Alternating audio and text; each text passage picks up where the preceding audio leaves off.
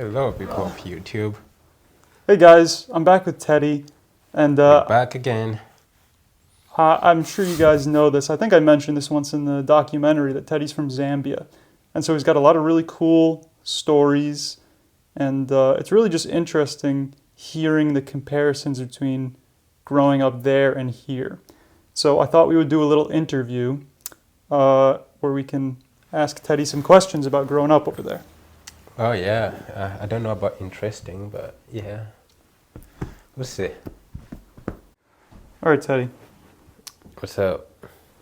Question one, could you just give us a brief history of the tribe that you're from and Zambia as a whole? Yeah, can try. So, okay, so Zambia is made up of like 76, I think it's 76 or 70 something, 74, 76 ethnic groups. They're usually tribes with, there's a term that they use, it's called the Bantu.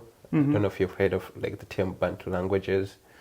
It's basically different languages, but they kind of marry each other. You find like certain words into the other one and another one. Like the Romance languages. Yeah, Yeah. kinda, yeah, that way. So I come from a tribe called Lozi. My father, he's a Lozi, and my mother's side, he's Mbunda. So Lozi, I mean, way back before it became what it is now, it used to be called Loi. I think they're still calling themselves Loi.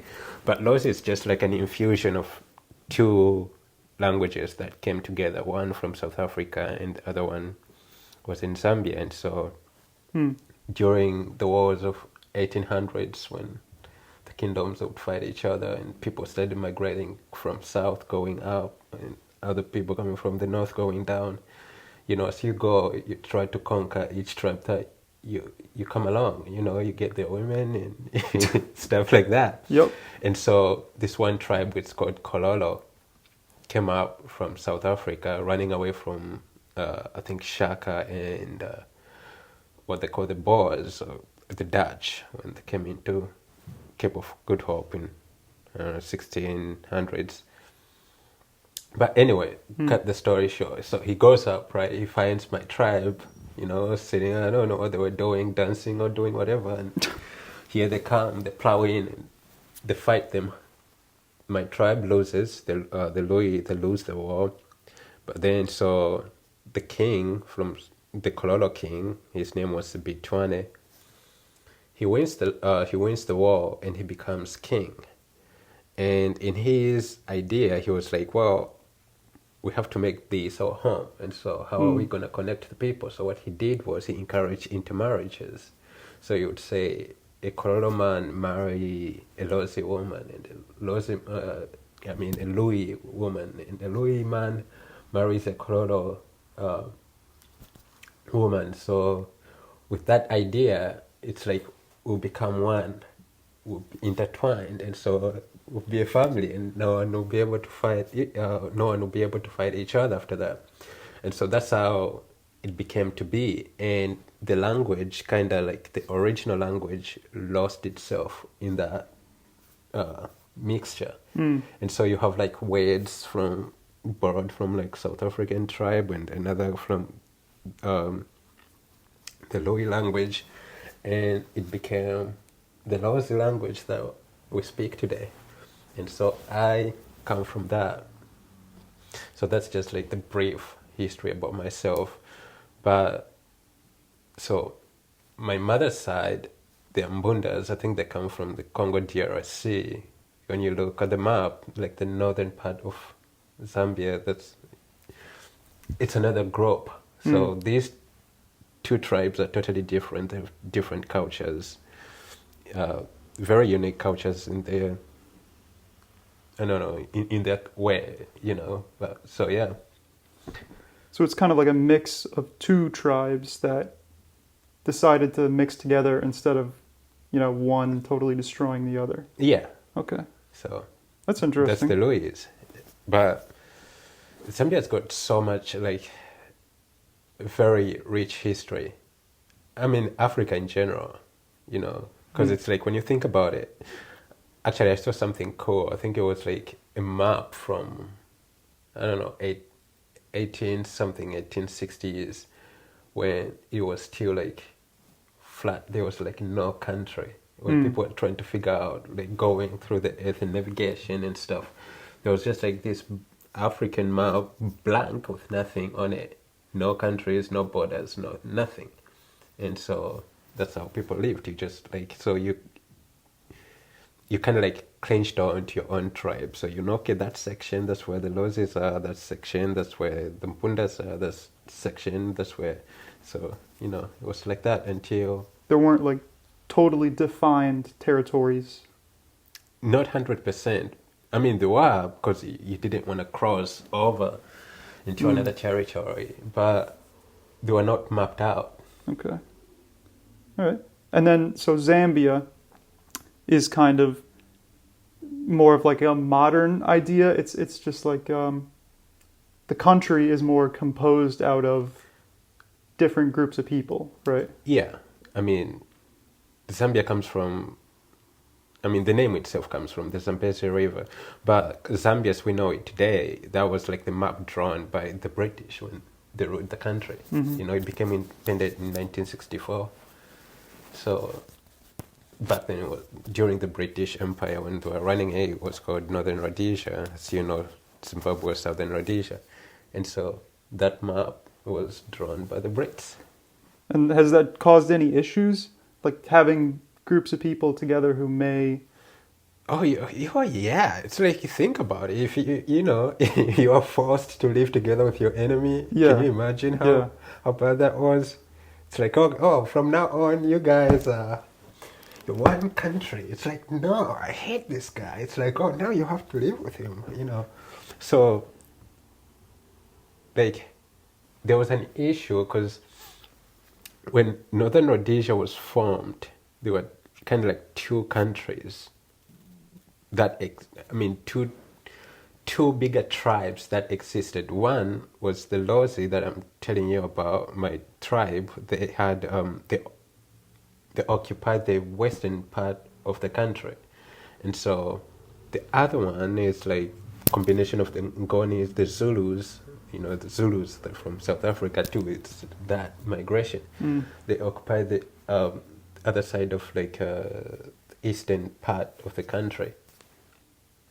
And so, the western part of the country, I don't know I think it was the Brits that called it Barotseland, So 1964 comes along, probably say in 1911 when they were making the negotiation to join together to form one country. But anyway, so I think I might be missing certain details, but this is like the first vision of it. Mm. 1964 comes along, and so we want to be one country, but then you have this one part of the country that says, well, we have our own stuff, we have our own king here, this is ours, and we don't want to follow the Brits anymore. But you have people that it's like we fought together to gain this independence, and we need to be one country. And so you had joining of the Balotseland, and I don't know if it was called the Eastern Rhodesia or something like that, joining to form one country, but there were like certain agreements or treaties, actually agreements that were signed prior to the western side of the country joining. And probably like 2013, 2016-ish, some people from the western part of the country felt like the entire idea, the original idea of the country, they were betraying them. And so they wanted to cut off themselves. It's like, we need back our country because you guys are not living to the standards that we signed up for prior to independence. We said you're going to do this, we're going to do this. But today, arguably, it's like the western part is like probably one of the poorest part of the country. Mm. And so it's also very sandy too. So agriculture is, it's very difficult. And so, yeah. Interesting. Yeah, that's the brief history of it. And then briefly, I just said going over the idea of a tribe, because most Americans, like, that's not really a word that's used. And I think for us, we more use like the word ethnicity or ethnic group. So like, all right, yeah. So okay, to make sense of what a tribe is, but a tribe is just like it's just like one group of people, and you have this one thing that kind of like joins you together. So, for example, when I'm talking in a sense of tribes, let's use languages because that's how mostly people back in my country and almost in just like generalizing, almost like in the entire continent of Africa, it's how it exists. It's just through language. So, for example, like my last name, Nosiko. If I tell someone from Zambia, my last name is Nosiko, they would know which part of the country I come from. You know, they probably know exactly where I come from. So if someone else tells me, oh, my last name is Banda, totally know which part of the country you're coming from. It's like, okay, you're from the East. And this is what your tribe people do. This is how your culture is. This is what you're famous for. So when people are in the tribe, it doesn't necessarily mean they know each other, but it just means there's just like one greater thing that joins them, that connects you. I may have like my best friends, they speak different languages, but they're not part of my tribe. They're part of my like friend groups. But when it comes like to a tribe, it's like, no, you're not. Is it more a genetic thing? Like you guys are genetically similar, or is it like a cultural language location thing? It's like you might say, I don't know, genetic. If genetic, you cut it. I don't know. Look the definition of tribe in the dictionary. For example, like if you use Christianity, for example, there's like different sect of Christianity, right? So I don't know if I should review this, but anyway, I grew up as a Seventh-day Adventist. So I would say all Seventh-day Adventists, they're in my tribe because there's just like this one core thing that connects me to them. I'm more like they're my tribe than Catholics are. Okay. You know what I mean? Kinda. Honestly, I feel like I understand the word less now that you've explained it. Okay. I always thought, I was like, oh, tribe, that's just kind of like, some people say, well, I'm Mediterranean or I'm Nordic or something, but now I don't think it is. No, it's not like that. It's, it's like, it's just something. If my tribes are fighting another one, I might probably be proud to join them, not because I know them, but because I know we're kind of one. It's just something that I cannot undress. I don't know if that makes sense. Let's use Google just to see how they define it. Okay. A social division in a traditional society consisting of families or communities linked by social, economic, religious, or blood ties with a common culture and dialect, typically having a recognized leader.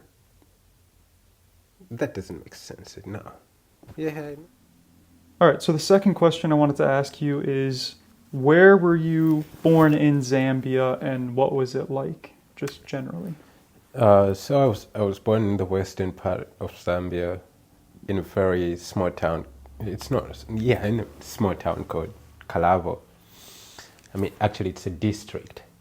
So it's more like a county or something. Like I live in New London County, so... Yeah, it's very tough. Not tough in a sense, but just in a sense of like life itself. Yeah. Like growing up the way I grew up, you look at life differently. We didn't have much things, like material-wise or money-wise. And also the other thing is, my parents, they married really, really, really young. I think my mom was like, I think she was like 17 or 18 when she had me. and my dad was, I would say, probably 19, 20 years old. And their marriage was like, it wasn't something that each side agreed upon, mostly like my father's side, because they didn't like my mom that much. And also, just like I said, my mom's tribe was not like kind of like liked from like my dad's tribe or perception of it. Okay. So they wanted to get married, but the families didn't want that. Yeah, didn't want that because. So the difficulty is with tribes, it's like you have stereotypes of each tribe. And so the Losis would say, well, you just have to marry a Losi woman. We don't like the Mbundas because, the Mbundas are thieves, they do this, they speak like this, they're just what they eat, they eat these things. That's funny that's universal. Yeah. That literally it's no like matter that. where you are in the world, everyone is, even when it's the differences are so small where it's like, it's the difference between like, I live in Western Connecticut. It's like, oh, there's people from Eastern Connecticut. They're so they're stupid. so They're all stupid stupid. rednecks, and I hate them. Exactly. So Yeah. it was like that. It's like, no, we don't want you to be marrying over into that tribe. This stereotype, like the Bembas in my country, it's a tribe from the I think the Copper Belt Central and even Northern Province. So the stereotypical, it's like they're just like, they're like very, very talkative people. They talk too much. It's like they're like people that would scam you. They're scammers. Interesting. Which is not factual, but okay, there's like some. But there's a little bit of truth in it. There's a tiny bit of truth in it. Yeah, it's like if you want to do like something bad, like usually when you meet like so I don't know, the best word to use is like some people proclaim to be like gangsters and stuff. The language that they use is just like Bemba. They come upon you and try to sell you some shit.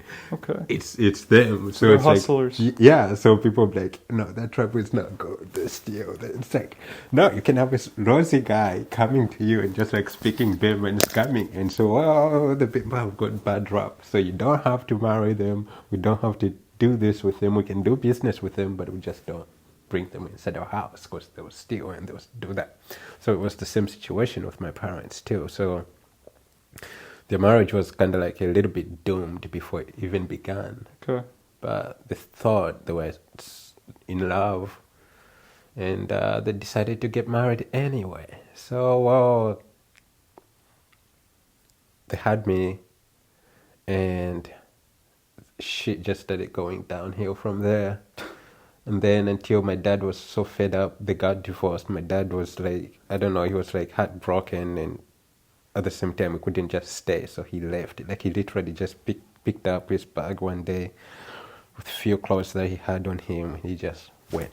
Damn. He never came back. He never came back to his parents. He never, because he was just frustrated with everything. Couldn't stand them anymore, so he left. He went to the city. There he lived like nothing else existed. And then my mom, when my dad left, I was probably like a year or a year and a half, and she was pregnant already with my sister. And so he left without saying anything. And back then, the world was against women.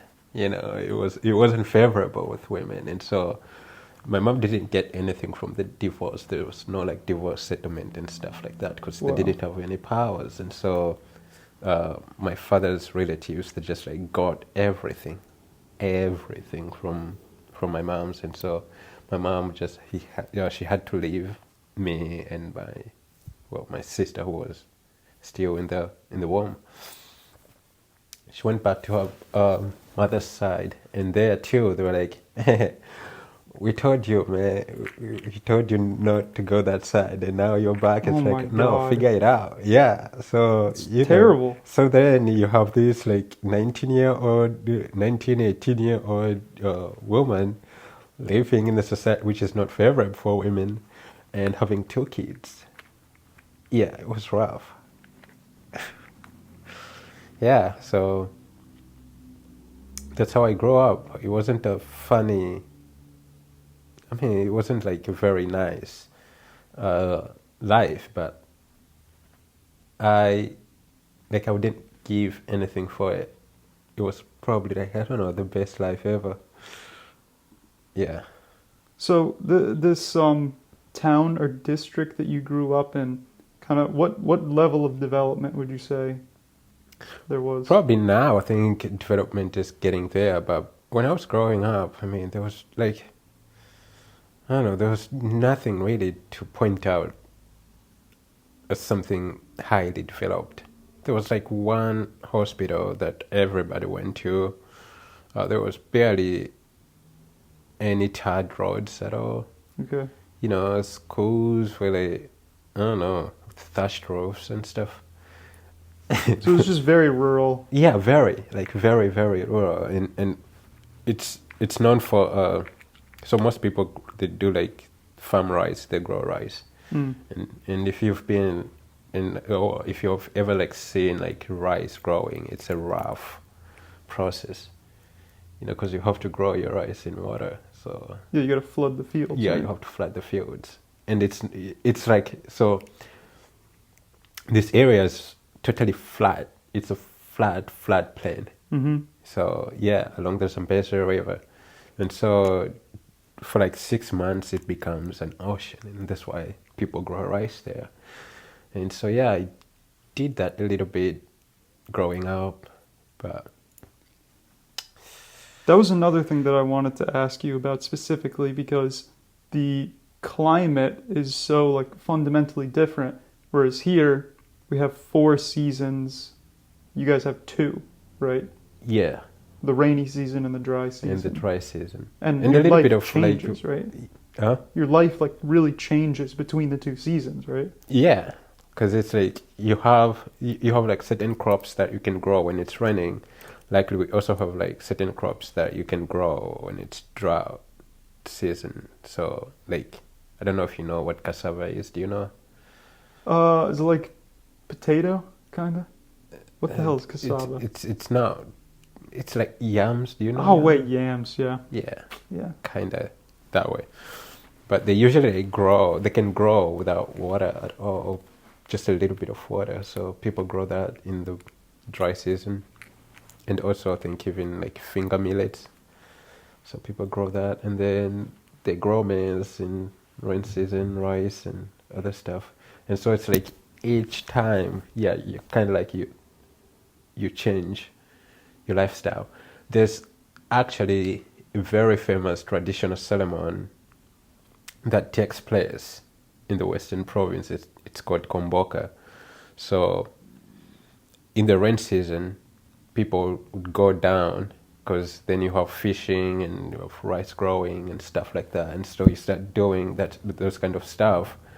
But as the rain comes more and more and you have water coming in and flooding the plain, so people who live in those flood areas, they're moving up to higher ground. Mm-hmm. So that's like the name Komboka, it's literally that. It's, you know, it's the migration of people from lower to a higher elevation. Yep. And so you stay there until when it's like dry season after the water has dissipated or not really disappeared, but I don't know. I don't have a very nice term for it, but they come back and start growing. Reduced enough that they can live there again. Yeah. Yeah. So what is Kuumboka? What do they do? So they have this huge boat called Nalikwanda, and they move their king from Lialui, taking him to Limolonga, where there's a higher elevation. And so it's just that celebration, and they've been doing this for centuries. You know, it's the commemoration of like, I don't know, it's like kind of like thanking the king and thanking the gods somehow for the rains, and it's crazy. Okay. I've never been to one though, so that's like on my bucket list. I need to go there. I used to live there, but it was just like it was far away from where it was taking place. I've never really gone there. So the king, does he have a special boat or something? Yeah, they make a very special boat. It's painted black and white, like a zebra, Mm. but it has got a very big, like elephant statue on it. I think it symbolizes his power or something. I'm butchering it, but let me show you. Oh, so that's the boat. It's a huge barge. Giant elephant. Giant elephant on it, and you have, Holy the king shit. is inside. There's like, so people rowing the boat from the Aloi going to Nalikwanda. It takes probably like from, I don't know, they start on like 6 until like 6 in the evening, just rowing. And then you have people along the banks of the Zambezi River, some go into their small rowing boats and just like cheering along. Mm. But there's like certain stories. So one of the rules is that the king cannot swim. So if you have like a very bad king that you hate, you don't like, this boat has got like I've forgotten the name of it, but it's a giant thing that you can like seal the boat with. So if you don't like the Like a plug? yeah, like a plug, yeah, exactly. So if you don't like your king, you can just unplug it and let the boat like, sink. And so one of the things is that the king cannot swim, because if you swim away your kingship. And Oh my so God. you just have to sit in that chair. What am I? But the other people can swim, so the other people just jump in and jump into other boats. But as a king, you just have to sit there and die while sitting on the throne. So that's how they get rid of bad kings. Okay. Because kings are forever, kind of. So if you don't like the leadership of one king, you can just say, all right, we'll see you during Komboka, my friend. Hey man, 1 month until One Kwamboka. month, you gone, man. He sees those rain clouds rolling in, and he's like, "God, I'm dead. I'm You're fucking dead dead." already. We'll see you. And so, okay, what if he just tries to swim because he doesn't want to drown to death? He thinks, "Okay, I'll swim away. They won't catch me." What will happen to him? You'll be caught. Because do you see how many people are there? They'll just catch him. You And cannot then, just like you cannot like you have just to die. They'll probably drown you. Because you just have to die. oh my, You just have to sit there that's as a just crazy. respectable. Okay, and for context, Yeah. this like idea that they don't like the king, so they're just gonna drown him and kill him. Is that a thing that happens in modern times, or is that more just like a historic thing? Well, probably it doesn't happen. I don't know if it has happened. I've heard like probably one time in history, but I'm not really 100% for sure. Oh, so it's But- more of an idea. Yeah, but it's still there. It's Okay. it's like you have certain laws that are written in the constitution, probably never even like acted upon, but they're just there until one thing happens. If it comes to that, it's there. So you have that you have that idea in place already. There's that process. Yeah. If you just I don't know, probably there's like a hierarchy on who can enact it, but the general consensus is just like, it's So there's an there. official. There may be like an official thing to it. It's not like one guy can just be like, "I fucking hate this king. I'm gonna go pull the plug." Yeah, probably not. Probably you need to have like, it needs to be like in Caesar's situation. Okay. Late Brutus and other guys agree upon. Brutus. Yeah. A2 Brutus. Yeah, two Brutus, man. Let them agree on who can stab Caesar, then Caesar has to go. So if those people agree and you convince so many people that Caesar should go, then Caesar goes. So probably it hasn't happened. I think it happened once, but I'm not 100% sure with that. But the idea is just there. So if you become Caesar, then the idea is there, and so anytime It's preventative. It's more of as long as that idea exists and they know it's happened once. Yeah. no one's gonna mess around. So probably it's just there to kind of like remind a tyrant king that, yeah, you could be evil towards us, but there's one day that citizens are free to enact upon. Kind of like that idea. Yeah. That's So it's a interesting. threat for you as a king to be able, I think it forces the king too also to just like to be aware of what your subjects are thinking, you know, how they're feeling about you. Because, you know, there's a payback to it. So you're forced to be aware of what is going on. You're forced to go and see, to get out and see. If people are not satisfied, then how can you make up to them? All right, so speaking of maturing and becoming a man, you've told me about the tradition that your people have to go through in order to become men. Yeah. And we have nothing like it in America. So, Well, so some of the stuff, they're like very secretive. Probably I shouldn't reveal them. But some of them I can tell you. Yeah, if what is secretive? oh yeah, you're not supposed to tell. Wow, really? Yeah.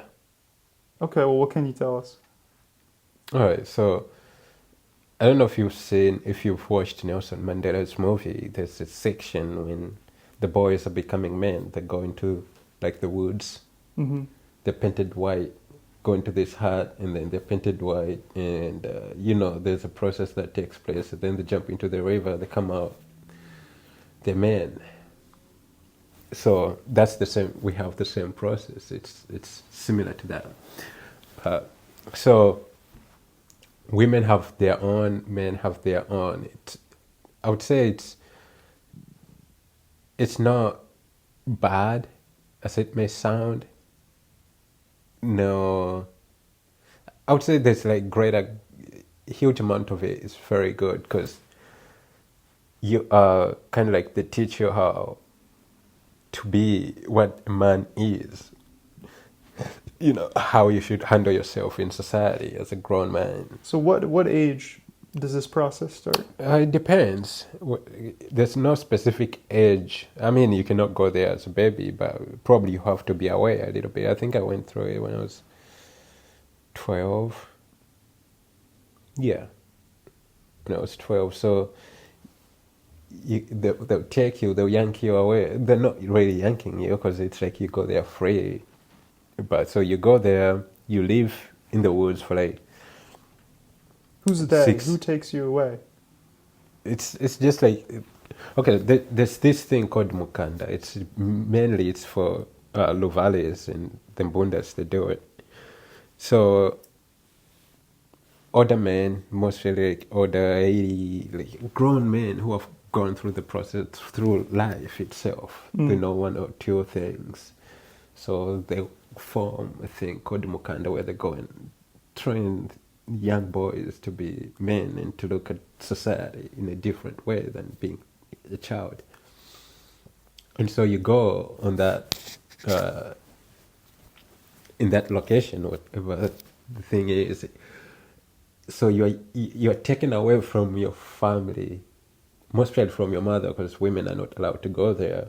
You're taken away from your family for like probably like six months, I think. I'm not really sure. I think it's 6 months. So for 6 months, you're not communicating. 6 months? Yeah, you're not communicating with your mom. You're not seeing your mom. You're not seeing your sisters. You're not seeing. If some people grow up without going there, you're not seeing them. So it's kind of like what the army do. The army will take you away when you take 18-year-old boys, shave their heads, and no communication from home until graduation day. So it's the same process. It's kind of like it takes. There's this one thing that there's this one quote, I think that would make sense. They say, for a man, your first love is like your mother, and you're like the last love of your mother's. And so they're kind of like trying to separate you from that from the first woman that ever loved you unconditionally. At least you just stay away from her for like that period. To be alone or to be away from home. And so you're They're taking... toughening you up. Yeah, you become a man. So they take you away to this secluded area. And there, start teaching you how you should... what is your role in society as a man. And if you ever get married, what is your role in that relationship, and how you view women? Then you shouldn't treat them as object and stuff like that. It's just like it's like a man's training camp, and through that process, there's a circumcision that comes along, and after that, after the entire process is over, you graduate as a man. You come back to society as a man. Like your perspective totally changes. How you handle yourself totally changes. How you treat other people totally changes than a person who hasn't been there. Well, it's you don't have to talk about this if you don't want to. No, yeah, that's why I avoided it. But all right, you don't have to talk about it at all. But a big part of it is circumcision, right? Yeah. Which is different from in America, where if you're going to get circumcised, it'll happen within like the first couple of days of your life, if not the first hour. Yeah.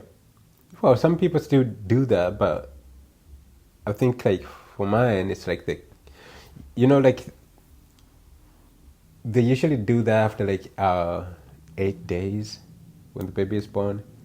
But for my upbringing, they're kind of like it's now. This is where my Christian comes in. It's like getting baptized. Where you need to be able to understand or at least comprehend what is going on and why you're doing what you're doing. Oh, okay. So it can't just be done to a child that has no idea what's going on. No. Okay. So that's part of it, and once that happens, you're a man. You're a man. Well, I'm happy I didn't have to go through that. Yeah. And actually, it's like a badge of honor in that society. I've gone through it. I've gone through the pain. I've felt it. I've done this. I am a man than you who hasn't gone through it. I remember, there's a term, I think we called it Viswangela. So Viswangela is like a guy who hasn't gone through the process, who hasn't been so there's a special something. Name for it? Well, it's like it's a mockery name. It's like a shaming name. So, for example, if young kids, right, who have gone through the process, were going to swim at the river or something, and there's like an older guy who we look at him, we're like, oh shit, you're still blind. Get out. You're not a man yet, so get out. Holy shit. Yeah, you get out. You better get out. So that's so that big of a badge of honor. Yeah, so mark of a man. It's like I'm a man. When you're still a BITH, whatever, you get out. You cannot swim with us because it's contamination. Get out. Even if he's a foot taller than you and even if he's 5 years older. Even if he's 20 years older than me, you are not. You walk your shame ass here. See, that's interesting. Yeah. We don't have anything like that in America, really. Like, it's just how big are you, basically.